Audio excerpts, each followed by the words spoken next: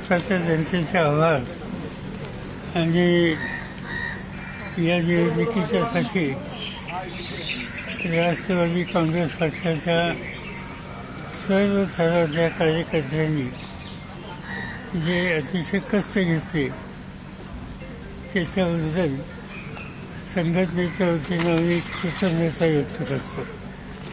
आमची साधारणतः जो विचारविनिमय होतो आणि झाला आहे त्याच्यामध्ये महाराष्ट्र ही विकास आघाडी जी आहे त्या विकास आघाडीच्या वतीनं आम्ही सामूहिक कष्ट करू, प्रयत्न करू, लोकांच्यात जाऊ आणि उद्याचं महाराष्ट्राच्या विधानसभेचं चित्र बदलायला जे आमचे प्रयत्न चालूच आहेत त्याला हा निकाल आम्हाला अधिक प्रेरणा देणारा आहे आणि म्हणून हे काम आम्ही चालू ठेवू.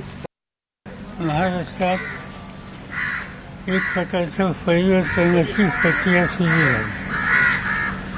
जे काही